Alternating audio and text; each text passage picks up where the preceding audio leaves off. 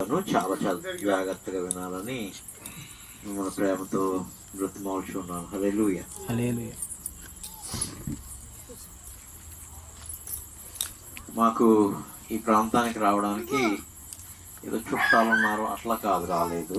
ప్రభువు చెప్పారు ఈ ప్రాంతంలో మీ పని ఉంది, చాలా అవసరం ఉంది ఇక్కడ ఈ ప్రజలందరికీ రక్షణలోకి నడిపించడానికని ప్రభు ఇప్పుడు గత 6 నెలల క్రితమే మాట్లాడడం జరిగింది. తర్వాత 2 మేము నెగ్లెక్ట్ చేసాం, అయినా మరలా నాతో మాట్లాడారు, ఈ 2 తమ్ముళ్ళతో మాట్లాడారు. అలా ఈ ప్రాంతంలో అడుగు పెట్టడం జరిగింది. తప్ప ఎవరో రిలేషన్ ఉన్నారో అట్లా దాని కొరకు కాదు. హల్లెలూయా. ప్రభు చెప్పిందే చేయడం అలవాటు చేసుకున్నాం ఇన్ని సంవత్సరాల సేవలో, కాబట్టి అది ఎంత దూరమైనా ఎంత కష్టమైనా ఆ కార్యాన్ని చేయడానికి ఇక్కడ అడుగు పెట్టాను. హల్లెలూయా. నిశ్చయంగా ఈ ప్రాంతము దీవించబడును గాక, రక్షించబడును గాక, ఆశీర్వదించబడును గాక. ఆమేన్. హల్లెలూయా. హల్లెలూయా. కీర్తనలు 51వ అధ్యాయము. పిల్లలు ఆడుకుంటూ ఉంటారు, మీరు ఏం చూడొద్దు, వాక్యం మాత్రం జాగ్రత్తగా వినాలని కోరుకుంటున్నాను. 51వ అధ్యాయము 16, 17 వచనాలు. నీవు బలిని కోరు వాడవు కావు, కోరిన ఎడల నేను అర్పించుదును. దహన బలి నీకిష్టమైనది కాదు. చాలు చాలు ఆగు, వెళ్దాం కిందకి. యేసు ప్రభు అని ఆయన దేవుడు ఏం కోరుకోడంట? బలిని కోరుకోడంట. ఇది కీర్తనకారుడు రాస్తున్నాడు. ఎందుకు ఆయన అలా రాస్తావు? అసలు ఆయన బలిని కోరుకునేవాడు కాదని అడిగితే ఆయన అంటాడు, ఈ విశ్వంలో చాలా మంది దేవుళ్ళు దేవతలు అనబడేవారు చాలా మంది ఉన్నారు, వాళ్ళందరూ బలి కోరుకుంటారు. ఏంటి? వాళ్ళందరూ బలి కోరుకుంటారు, కానీ ఈయన మాత్రము బలి కోరుకోడు. బలి కోరుకోకుండా వాళ్ళందరూ ఏదో ఒక గొర్రె, మేకో, కోడు, ఏదోటి రక్తము కళ్ళ చూస్తే తప్ప వాళ్ళు నిద్రపోరంట. హల్లెలూయా. కానీ ఈ దేవుడు అలా కాదండి, యేసయ్య. హల్లెలూయా. బలిని కోరుకోడు. నువ్వు ఇచ్చే నైవేద్యం ఉంటది కదా, ఆ నైవేద్యాన్ని కూడా ఆయన కోరుకోడు. ఆయనే మన కొరకు బలైపోయాడంట. హల్లెలూయా. హల్లెలూయా. ఆయనే మన కొరకు నైవేద్యముగా వచ్చాడంట. హల్లెలూయా. హల్లెలూయా. హల్లెలూయా. హల్లెలూయా. అందుకనే నేను చాలా మంది దేవతల్ని దేవుళ్ళని విశ్వంలో చూశాను, దావీదు మహారాజు చెప్తున్నాడు. అందుకని అందరూ అయితే కనుక బలిని కోరుకుంటారు, కానీ నీవైతే బలిని నైవేద్యమును కూడా కోరుకొనవు. హల్లెలూయా. మరి ఏం కోరుకుంటావయ్యా? కింద వచ్చి చదవండి అయ్యా. విరిగిన మనస్సే. ఏంటి? విరిగి నలిగిన మనసు కావాలంట. దేవునికి ఇష్టమైన బలులు. దేవా విరిగి నలిగిన హృదయమును నీవు అలక్ష్యము చేయవు. అది నీ హృదయాన్ని కోరుకుంటున్నాడంట ఆయన. ఇదేంటి? అందరూనేమో కోనట్రా, మేకట్రా, లేకపోతే బియ్యమట్రా, లేకపోతే పాయసం పట్రా, అది ఇది ఏదో కోరుకుంటున్నారు. నువ్వేంటయ్యా ఇట్లా కోరుకుంటున్నావంటే, నాకు కావలసింది హృదయమే, నీ హృదయమే కావాలి అన్నాడు. హల్లెలూయా. హల్లెలూయా. హృదయం మంచిదా అమ్మా? మనిషి హృదయం అంత చెడ్డది ఎవరో ఏమి ఉండదంట. హల్లెలూయా. హల్లెలూయా. ఘోరమైనది, వ్యాధి కలది అని చెప్తుంది బైబిల్. మనకు కూడా తెలుసు కదా, మన హృదయం మోసకరమైనది. కానీ దీన్ని ఎందుకు కోరుకున్నాము అని ఇదే దావీదు మహారాజు అడిగాడంట. హల్లెలూయా. గొప్ప ప్రార్థనాపరుడు, గొప్ప కీర్తనకారుడు. అరే దావీదు మహారాజు, ఈ మందిరంలో గర్భగుడి ఉంటుంది కదా, మందిరంలో ఎక్కడ ఉంటుంది? దాని తర్వాత ఇంకొక స్థలం ఉంటుంది, అది పరిశుద్ధ స్థలము. గర్భగుడేమో అతి పరిశుద్ధ స్థలము, బయటేమో ఆవరణం ఉంటుంది. అలాగా అనే చూడకండి అమ్మా. అలాగా ఈ దేహంలో కూడా ఒక గర్భగుడి ఉంది, అది హృదయము, అది పాడైపోయింది. హల్లెలూయా. అందుకనే ఈ లోకంలో అనేక మంది వెళ్తున్నప్పుడు గర్భగుడిలో ఉన్న ఆ దేవతనో దేవుణ్ణో చూడాలని ఆశపడినప్పుడు ఇక్కడ కోడో మేకో ఇచ్చి లేదా అర్పణో పట్టుకుని వెళ్ళాలి. హల్లెలూయా. హల్లెలూయా. హల్లెలూయా. కానీ యేసయ్య ఏం చేస్తున్నాడంటే, యెరూషలేములో కూడా గర్భగుడి ఉందంట. దాని పేరు యెరూషలేము దేవాలయం. హల్లెలూయా. హల్లెలూయా. ఆ గర్భగుడి లోపల మందసం ఉంటదంట. హల్లెలూయా. హల్లెలూయా. ఆ మందసం మీద ఈ యాజకులు కూడా, బైబిల్లో ఉన్నటువంటి ఈ యాజకులు కూడా సంవత్సరానికి ఒకసారి మన పాపము నిమిత్తము రక్తాన్ని ప్రోక్షించుకుంటూ వచ్చారంట. హల్లెలూయా. హల్లెలూయా. హల్లెలూయా. హల్లెలూయా. ఇప్పుడు ఇక ఆ గర్భగుడిలోకి వెళ్ళాలంటే గనక ఎవరి వల్ల కాదంట. వెళ్తే నువ్వు బలివ్వలేదని, నువ్వు రక్తం ఇవ్వలేదని అది నిన్ను చంపడానికి వచ్చేదంట. హల్లెలూయా. హల్లెలూయా. అందుకొరకు నేనే ఆ గర్భగుడిలో ఉన్న మందసం మీద నా సొంత రక్తాన్ని ప్రోక్షిస్తానన్నాడు. హల్లెలూయా. హల్లెలూయా. హల్లెలూయా. హల్లెలూయా. అందుకు దావీదు మహారాజు చెప్తున్నాడు, ఈ రక్తం ఎప్పుడైతే గనక మందసం పైన ఉందో ఆ రక్తమును చూసిన ప్రతి ఒక్కడు కూడా ఆవరణం బయట దండం పెట్టుకుని వెళ్ళక్కర్లేదు, ఆ పరిశుద్ధ స్థలంలో చూసి దండం పెట్టుకుని వెళ్ళక్కర్లేదు. అతి పరిశుద్ధ స్థలమైన ఆ యేసుక్రీస్తు వారిని కలుసుకోవడానికి నువ్వే గర్భగుడిలోకి వెళ్ళొచ్చు. ఆమేన్. హల్లెలూయా. హల్లెలూయా. గర్భగుడిలోకి వెళ్ళాలంటే పూజారి తప్పేవాడు. ఇప్పుడు ఏమంటాడంటే నేనే మీ హృదయం అనే గర్భగుడిలోనికి వచ్చేస్తాను అంటున్నాడు. ఆమేన్. ఎక్కడికి? ఇక్కడికి. ఎలా వస్తామంటే నా రక్తము, అంతకుముందు ఆ రక్తం లేనప్పుడు మీ పాపాలు గుర్తుకొచ్చాయి, ఆ రక్తము ద్వారా మీ పాపాలు కడుక్కుంటే మీ హృదయంలోనికి నేను వచ్చేస్తా, మీ మనసులోనికి వచ్చేస్తా. అందుకని విరిగి నలిగిన మనసుతోటి, అయ్యా నేను పాపినయ్యా, నీ రక్తంతో నన్ను బాగుగా కడిగయ్యా, నువ్వు అడిగితే చాలు, అప్పుడు ఆ విరిగి నలిగిన హృదయమును వచ్చి నేను బాగు చేసి ఇప్పుడు గర్భగుడిలో ఉండను, నీ హృదయంలో ఉంటాను. కాబట్టి నీ దేహము దేవుని దేవాలయం అని మాట్లాడుతున్నాను. ఓ ఇంతవరకు ఇది దేవాలయం అనుకున్నాను. కాదా, ఈ గర్భగుడిలో ఈ హృదయంలో వచ్చి నీవు నివాసం చేస్తావా? అప్పుడు ఈ హృదయం దేవుని దేవాలయముగా మార్చబడుతుందా అని దావీదు మహారాజు గారికి ప్రభు పరిశుద్ధాత్మ దేవుడు చెప్తున్నాడు. ఈ రోజున నీకు నాకు చెప్తున్నాడు. హల్లెలూయా. హల్లెలూయా. కాబట్టి చూడు, 1 కొరింథీయులు 3వ అధ్యాయము 16-17 వచనాలు. 1 కొరింథీయులు 3వ అధ్యాయము 16-17 వచనాలు. మీరు దేవుని ఆలయమై ఉన్నారు. ఎవరు ఉన్నారని మనం అంట ఏమైపోయామంట? ఇప్పుడు దేవుని ఆలయం. దేవుని ఆలయం అయిపోయామంట. దేవుని ఆలయం ఎక్కడ ఉంది అనుకున్నాం? మన ఊరికి దిగి పక్కన ఉంది అనుకుంటాం. హల్లెలూయా. హల్లెలూయా. దాన్ని శుభ్రం చేయము, దాన్ని ఏమి చేయము. కానీ ఇప్పుడు ఎక్కడ ఉంది అనుకున్నాడు ఆయన? మీరు, మీ హృదయమే, మీ దేహము దేవుని దేవాలయమైనయు. చదవాలి. దేవుని ఆత్మ, దేవుని యొక్క ఆత్మ ఉంది చూడండి. దేవుడి యొక్క ఆత్మ మీలో నివసించుచున్నది, ఇక్కడ వచ్చి నివసించున్నదనియు మీరు ఎరుగరా? ఎవడైనను దేవుని ఆలయమును, ఈ దేవాలయమును, ఆ దేవాలయాన్ని కాదు, ఈ దేవాలయమును పాడు చేసిన ఎడల, పాడు చేస్తే దేవుడు వానిని పాడు చేయును. అది ఇప్పుడు మారిపోయింది అంత సిస్టం. దేవుని ఆలయము అక్కడ లేదు, ఇప్పుడు ఎక్కడుంది? ఇదే దేవాలయం. హల్లెలూయా. హల్లెలూయా. ఈ దేవాలయాన్ని కనుక ఎవరైనా పాడు చేస్తే ఏం చేస్తాడంట? అది పాడు, మనల్ని పాడు చేస్తాడంట దేవుడు.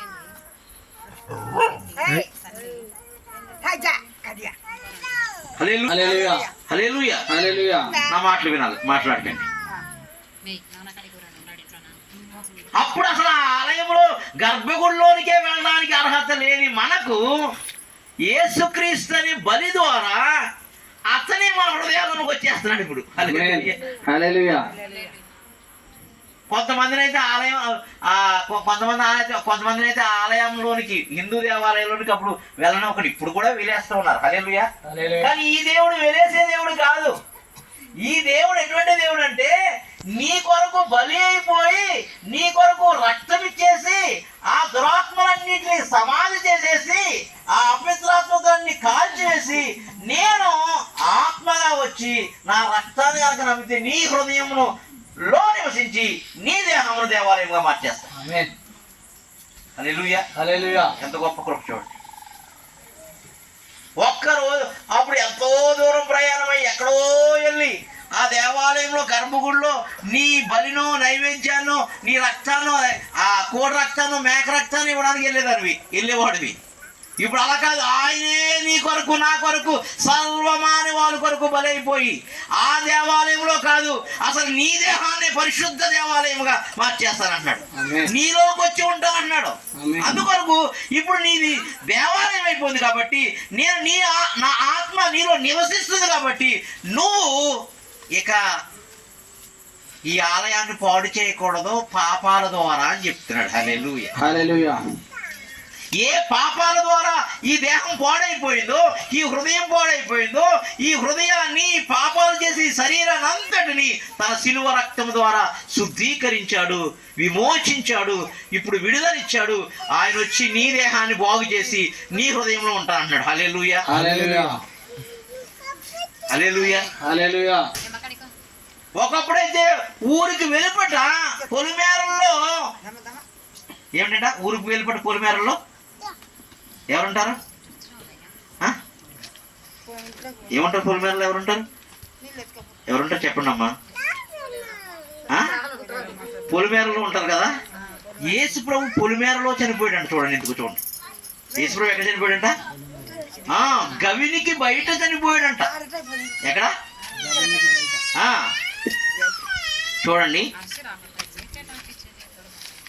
హెబ్రీయులకు రాసిన పత్రిక 13వ అధ్యాయము, హెబ్రీయులకు రాసిన పత్రిక 13వ అధ్యాయము 11-12 వచనాలు. ఎక్కడ చనిపోయాడు యేసయ్య? పొలిమేరల్లో ఉన్న వాళ్ళని కూడా లోపలికి రాకుండా మనల్ని అడ్డుకున్నాయని భయం. పొలిమేరలో ఏం చేస్తారని భయం మనకు. హల్లెలూయా, హల్లెలూయా. ఈ యేసయ్య ఎక్కడ మరణించాడని చూడండి. వేటి రక్తము పాప పరిహార్థముగా పరిశుద్ధ స్థలములోనికి ప్రధాన యాజకుని చేత తేబడును.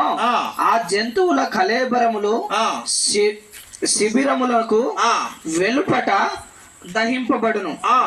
కావున చూడండి, దేనికోసం చెప్తున్నాడు? ఇవి వేరే వాటి కోసం చెప్తున్నాడు. కాబట్టి యేసు కూడా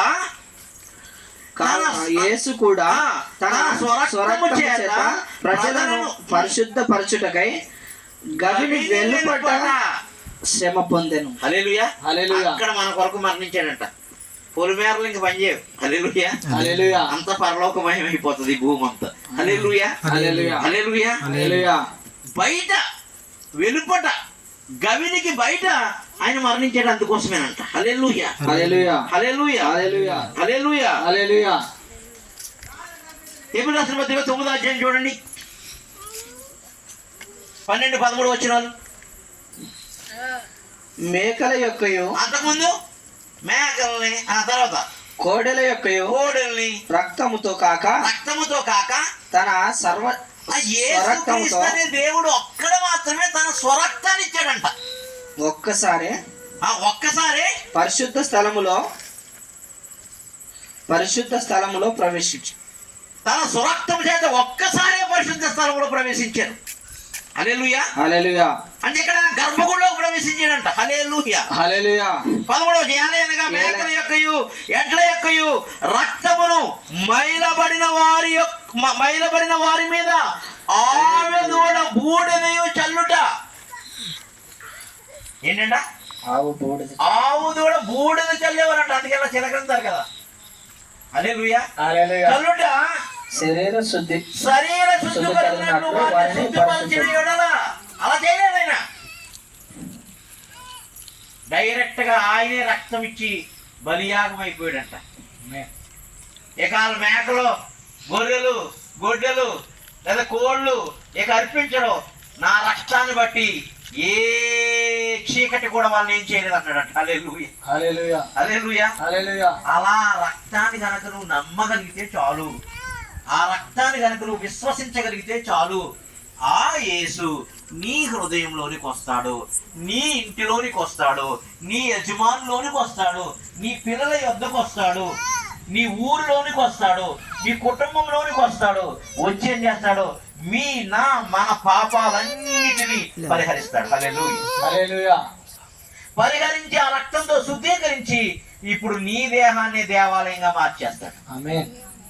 హల్లెలూయా. హల్లెలూయా. మీ దేహాన్ని పరిశుద్ధమైన దేవాలయంగా మార్చేస్తాడు. మీ దేహాన్ని దేవుని ఇల్లుగా మార్చేస్తాడు. ఆమేన్.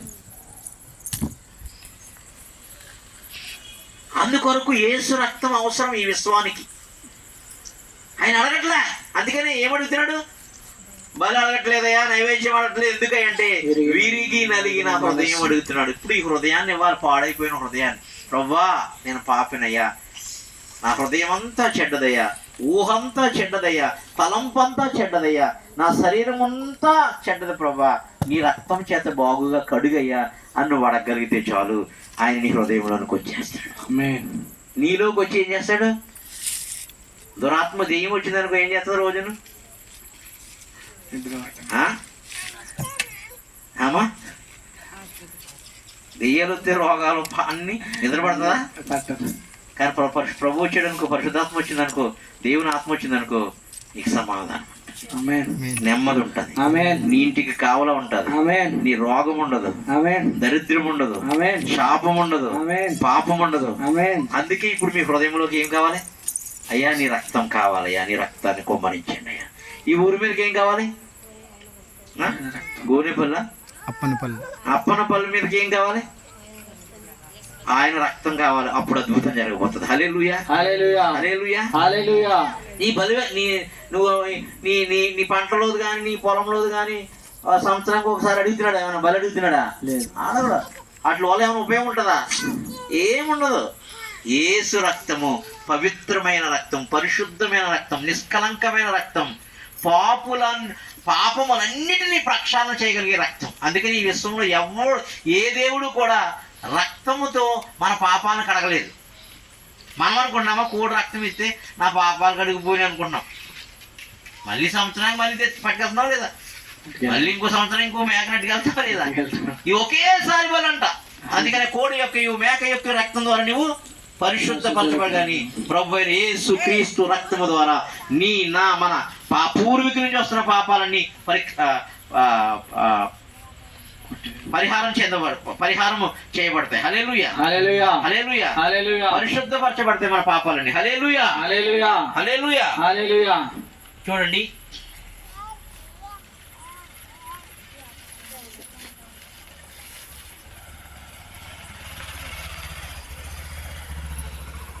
ప్రకటన గ్రంథం 1వ అధ్యాయము 6వ వచనం.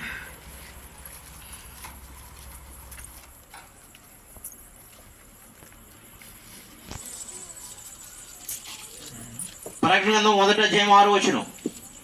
మనలను ప్రేమించుచు తన రక్తము వలన మన పాపముల నుండి మనలను విడిపించిన వాని నుంచి, దేని నుంచి? పాపముల నుండి. మనల్ని ప్రేమించి చచ్చిపోయాడంట ఆయన. హల్లెలూయా, హల్లెలూయా. ఏం చేసి? మనలను ప్రేమించుచు. ఈ లోకంలో ఉన్న పిశాచులను మనం ప్రేమించి కాదు. హల్లెలూయా, హల్లెలూయా. ఈ లోకంలో చీకటి శక్తులు మనం ప్రేమిస్తాయా? ప్రేమించు, పీకు తింటాకు వస్తాయి. హల్లెలూయా, హల్లెలూయా, హల్లెలూయా, హల్లెలూయా. ఈయన అలా కాదు, మనల్ని ఎందుకు? తండ్రి పిల్లల్ని ప్రేమిస్తాడు. ఎంత చెడ్డోడే. తల్లి తన పిల్లల్ని ప్రేమిస్తుంది. ఒకప్పుడు ఒక కూతురు ఏం చేసిందంట? హైదరాబాద్ అనుకుంటా. ఏం చేసిందని? తల్లిని ఏం చేసింది? చంపేసింది. మీకు దగ్గరకు వచ్చేసింది. సరే, ఏం చేసింది? తల్లి చంపుతుంది పిల్లల్ని.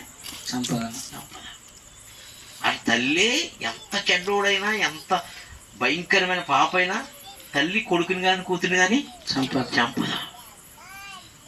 అందుకనే ఈ లోకంలో తల్లిదండ్రులు దేవతలు దేవుళ్ళుగా పిలువబడుతున్న వాళ్ళందరూ మనల్ని చంపుతారు, కానీ అసలైన సిసలైన తల్లి తండ్రి, అందుకనే నేనే మీ తల్లి తండ్రి అన్నాడు ఆయన. హల్లెలూయా. ఆయన చంపడం మన కొరకు చనిపోయాడు.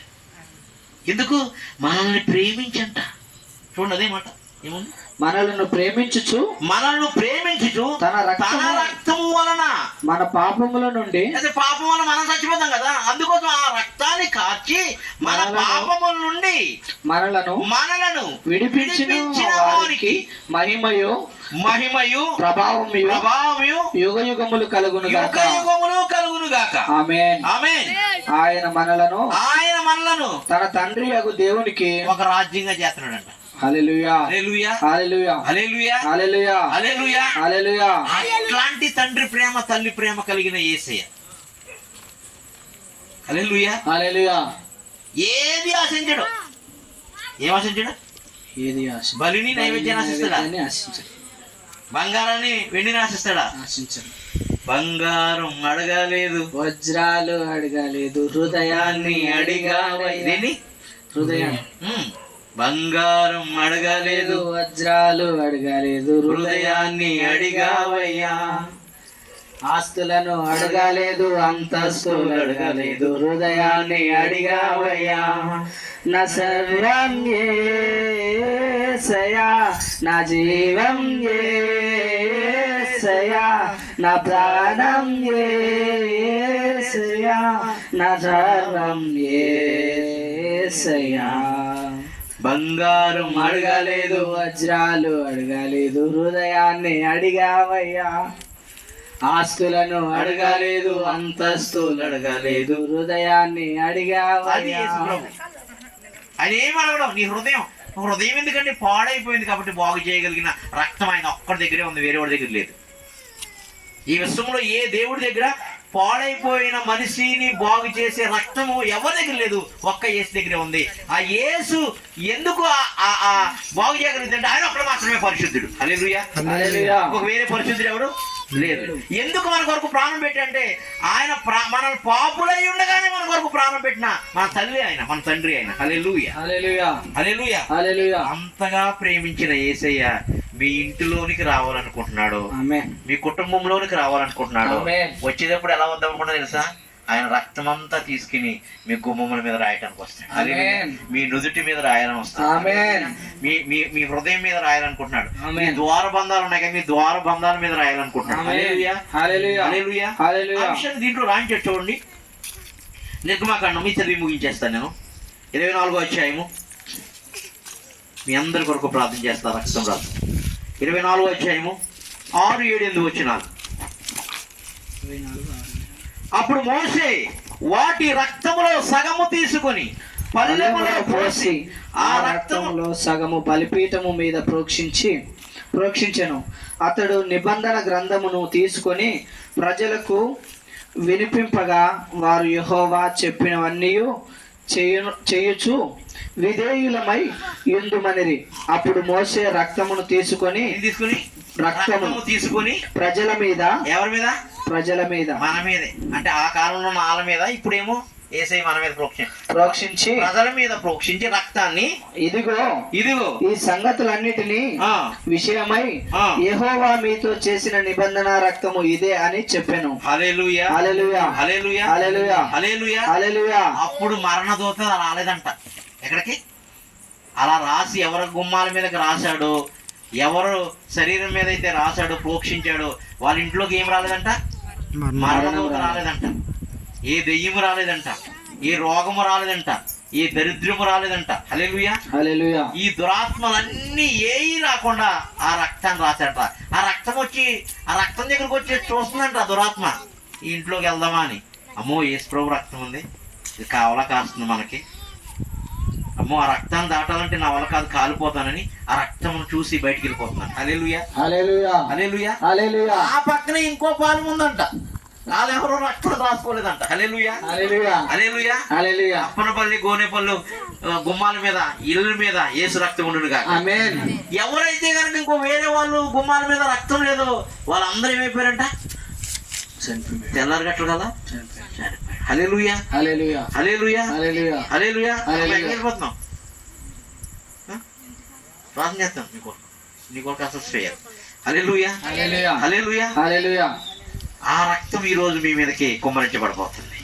మీ మీద రాయబోతున్నారు, మీ పిల్లల మీద రాయబోతున్నారు, మీ యజమాని మీద రాయబోతున్నారు, మీ పాడి మీద రాయబోతున్నారు, మీ పశువు మీద రాయబోతున్నారు, మీ పంట మీద రాయబోతున్నారు, మీ బిజినెస్ మీద రాయబోతున్నారు. ఆ రక్తం మీకు విజయం ఇచ్చును గాక, ఉత్సవాల చేత ఊరేగించును గాక.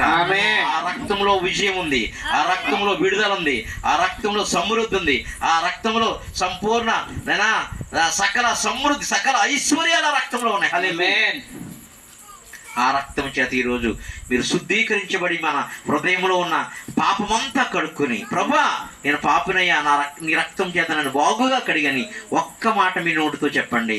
ప్రభా యేసయ్యా చెప్పండి అందరూ, యేసయ్యా యేసయ్యా ఈ రక్తంతో నా హృదయాన్ని కడగండి, ఈ రక్తంతో నా హృదయాన్ని మా దేహం అంతా కడగండి అయ్యా, మా దేహమంతా మీరు మాలోకి రండి అయ్యా, మాలోకి రండి. మాలోకి రండి అయ్యా, మాలోకి మా రండి అయ్యా. కుటుంబంలోకి రండి అయ్యా, మా కుటుంబంలోనికి మా రండి. యజమానులోనికి రండి అయ్యా, మా యజమానులోనికి మా బిడ్డల్లోనికి రండి అయ్యా, మా బిడ్డల్లోనికి వారి రండి. చదువులు వారి భవిష్యత్తులోనికి రండి అయ్యా, వారి చదువు వారి మా వ్యవసాయంలోకి రండి అయ్యా, మా వ్యవసాయంలోకి మా రండి పాడి అయ్యా. పంటలోనికి రండి అయ్యా, మా పాడి మా పంటలోనికి పొలాల్లోకి రండి అయ్యా, మా పొలాల్లోకి మేము రండి. చేయించిన చేవృత్తిలోనికి రండి అయ్యా, మా చేతి- మా బిజినెస్ లోనికి రండి అయ్యా, బిజినెస్ లోనికి రండి. మా ఊరి మీదకి రండి అయ్యా, మా ఊరి మీదకి ఈ రండి అయ్యా. రక్తాన్ని ఆహ్వానిస్తున్నామయ్యా, ఈ రక్తాన్ని మేము ఆహ్వానిస్తున్నామయ్యా. పాపులమయ్యా, మేము పాపులమయ్యా. అయ్యా గర్భగుడిలోనికి మేము ప్రవేశించట్లేదు కానీ నీవే మా ఆత్మగా మా హృదయంలోకి ప్రవేశించడానికి రండి అయ్యా. అవును, రండి అయ్యా. హల్లెలూయా. హల్లెలూయా. లేచి నిలబడదాం, మీ కొరకు ప్రార్థన చేస్తాను. అందరూ లేచి నిలబడదాం. తండ్రి